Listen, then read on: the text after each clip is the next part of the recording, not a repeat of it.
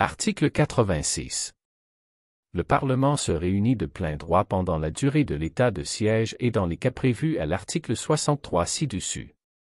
Article 87. Les chambres du Parlement se réunissent en session extraordinaire, sur convocation de leur président, pour un ordre du jour déterminé, à la demande, soit du président de la République, soit de la majorité absolue de leurs membres. Les sessions extraordinaires sont ouvertes et closes par décret du président de la République. Elles ne peuvent excéder une durée de 15 jours. Article 88.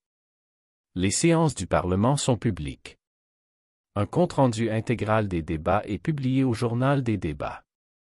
Chacune des deux chambres peut, sous le contrôle de son bureau, faire diffuser par les médias publics une retransmission des débats, dans le respect du pluralisme et conformément aux dispositions de son règlement. Chacune des deux chambres peut accueillir un chef d'État ou de gouvernement étranger ou le chef d'une institution internationale. Chaque chambre du Parlement peut siéger à huis clos, à la demande, soit du président de la République, soit d'un 1/5 de ses membres. Article 89. La clôture des sessions ordinaires ou extraordinaires est de droit retardé pour permettre, le cas échéant, l'application des dispositions des articles 61, 62, 64 et 66 de la présente Constitution. Constitution gabonaise, 2024-22. Article 90.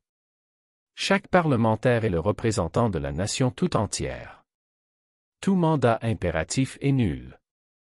Le droit de vote des membres du Parlement est libre et personnel. Article 91. Chaque chambre du Parlement vote son règlement qui ne peut rentrer en vigueur qu'après avoir été déclaré conforme à la Constitution par la Cour constitutionnelle. Toute modification ultérieure est également soumise à cette procédure. Article 92. Chaque chambre du Parlement jouit de l'autonomie administrative et financière. Les modalités d'application de cet article sont fixées par une loi organique. Article 93. Les deux chambres du Parlement se réunissent en congrès pour les cas suivants: la procédure de révision constitutionnelle conformément à l'article 170 de la présente Constitution, la communication du président de la République conformément à l'article 46 de la présente Constitution, l'autorisation de déclarer la guerre à la majorité des 2/3 des membres du Parlement réunis en congrès, conformément à l'article 61 de la présente Constitution. Titre V. Des rapports entre le pouvoir exécutif et le pouvoir législatif. Chapitre I. Du domaine de la LOIET du règlement. Article 94.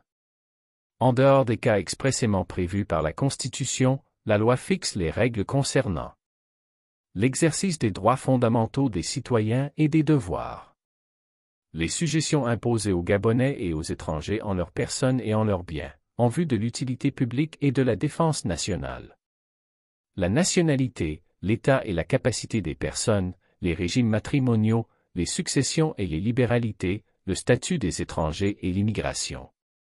La procédure selon laquelle les traditions, les rites, les us et coutumes sont constatés, codifiés et mis en harmonie avec les principes fondamentaux de la Constitution.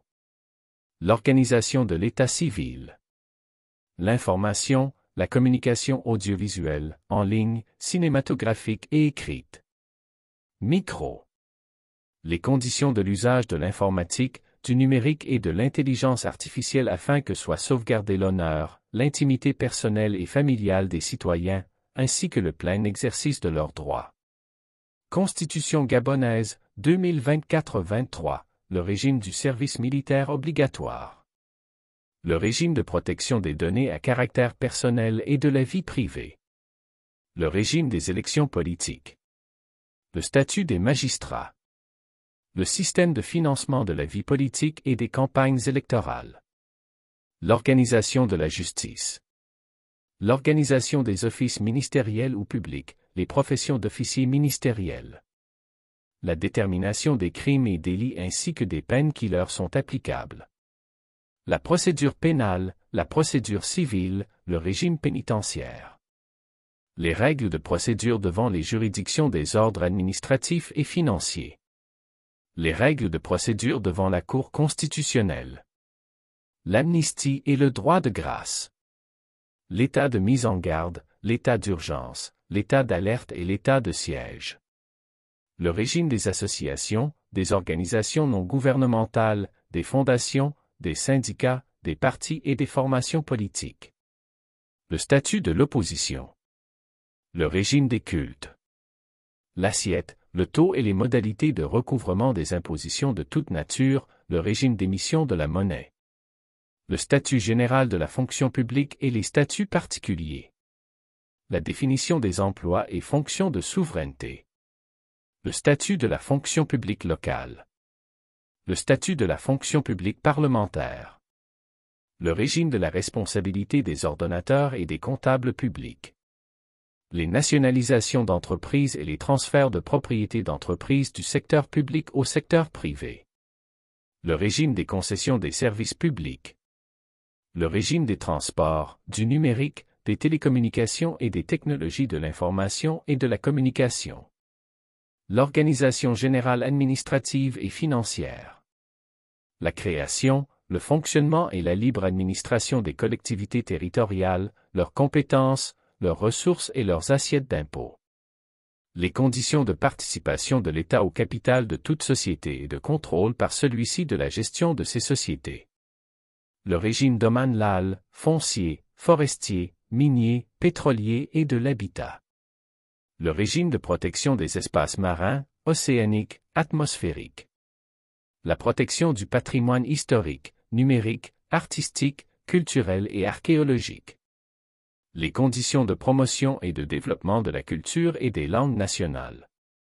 La protection de la nature, de l'environnement et la lutte contre le changement climatique. Le régime de conservation et de protection de la biodiversité. Constitution gabonaise, 2024-24, le régime de la propriété, des droits réels et des obligations civiles et commerciales. Les engagements financiers de toute nature et de tout terme de l'État. Emprunt, garantie, caution et aval. Les programmes d'action économique et sociale. Les conditions dans lesquelles sont présentées et votées les lois de finances et réglées les comptes de la nation. Les lois de finances déterminant les ressources et les charges de l'État dans les conditions prévues par une loi organique.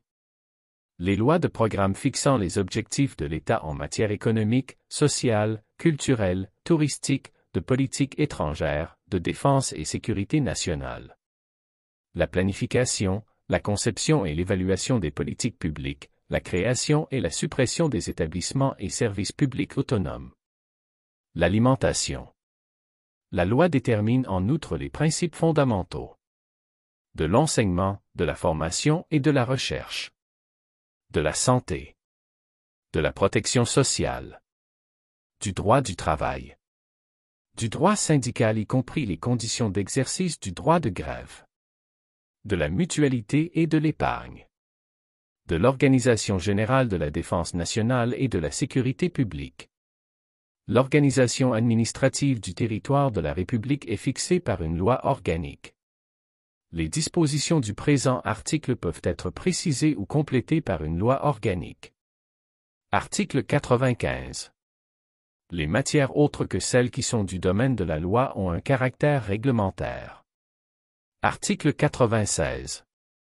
Toutes les ressources et toutes les charges de l'État doivent, pour chaque exercice budgétaire, être évaluées et inscrites dans le projet annuel de loi de finances déposé par le gouvernement à l'Assemblée nationale 15 jours au plus tard après l'ouverture de la deuxième session ordinaire. Si le projet de loi de finances n'est pas déposé après ce délai, l'Assemblée nationale interpelle le gouvernement quant au respect des prescriptions constitutionnelles. Il dispose d'un délai de 15 jours pour déposer le projet de loi de finances. Après le dépôt du projet de loi de finances, si l'Assemblée nationale ne s'est pas prononcée en première lecture dans un délai de 45 jours, le président de la République saisit le Sénat qui statue dans un délai de 20 jours. Il est ensuite procédé à son examen dans les conditions prévues à l'article 108 ci-après. Si au terme de la session budgétaire, le Parlement se sépare sans avoir voté le budget en équilibre, le président de la République est autorisé à reconduire provisoirement, par Constitution gabonaise, 2024-25 ordonnance, le budget de l'année précédente. À la demande du président de la République, le Parlement est convoqué dans les 15 jours pour une nouvelle délibération. Si au terme des 15 jours, le Parlement n'a pas voté le budget en équilibre, le président de l'Assemblée nationale renvoie le projet de loi de finances de l'année au président de la République. Celui-ci est établi définitivement par ordonnance spéciale. Les recettes nouvelles qui peuvent être créées, s'il s'agit d'impôts directs et des contributions ou taxes assimilables, sont mises en recouvrement pour compter du 1er janvier. Article 97. Le projet ou la proposition de loi organique n'est soumis à la délibération et au vote du Parlement qu'à l'expiration d'un délai de 15 jours après son dépôt. Ce délai est ramené à 8 émoticônes, n'en croyant pas ses yeux jour si le gouvernement demande l'urgence.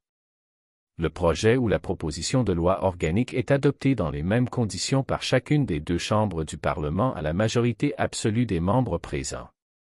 La procédure des articles 103 et 108 est applicable. Les lois organiques ne peuvent être promulguées qu'après avoir été déclarées conformes à la Constitution par la Cour constitutionnelle. Article 98. La Cour des comptes assiste le Parlement et le gouvernement dans le contrôle de l'exécution de la loi de finances. Le projet de loi de règlement établi par le gouvernement, accompagné du rapport sur l'exécution de la loi de finances et du rapport sur la certification du compte général de l'État produit par la Cour des comptes, doit être déposé au Parlement, au plus tard, au début de la seconde session ordinaire de la première année qui suit l'exercice d'exécution du budget concerné. Article 99. Le président de la République peut, en cas d'urgence, pour l'exécution de son programme, demander au Parlement l'autorisation de prendre par ordonnance pendant l'intercession parlementaire, les mesures qui sont normalement du domaine de la loi. Les ordonnances sont prises après avis consultatif du Conseil d'État et signées par le président de la République. Elles entrent en vigueur dès leur publication. Elles doivent être ratifiées par le Parlement au cours de sa prochaine session. Le Parlement a la possibilité de modifier les ordonnances par voie d'amendement. En l'absence d'une loi de ratification, les ordonnances sont frappées de caducité. Les ordonnances peuvent être modifiées par une autre ordonnance ou par une loi. Constitution gabonaise, 2024-26. Chapitre 2. De la procédure législative. Article 100. L'initiative des lois appartient concurremment au gouvernement et au Parlement. Article 101. Les projets de loi sont déposés sur le bureau de l'une des deux chambres du Parlement, après avis consultatif du Conseil d'État. Par délégation du président de la République, le vice-président du gouvernement ou tout autre membre du gouvernement est chargé d'en exposer les motifs et de soutenir la discussion devant les chambres du Parlement. Les projets de loi de finances et les projets de révision de la Constitution sont déposés en premier lieu à l'Assemblée nationale. Les projets de loi afférents aux collectivités locales sont présentés en premier lieu devant le Sénat. Toute proposition de loi transmise au gouvernement par le Parlement qui n'a pas fait l'objet d'un examen dans un délai de 60 jours est d'office mise en délibération au sein du Parlement. Article 102. L'ordre du jour du Parlement comporte la discussion des projets de loi déposés par le gouvernement et des propositions de loi. Le gouvernement est informé de l'ordre du jour des travaux des chambres et de leurs commissions. Le gouvernement dispose du droit d'accès et de parole aux chambres du Parlement et à leurs commissions. Les ministres sont entendus à l'initiative des instances parlementaires ou à leur demande.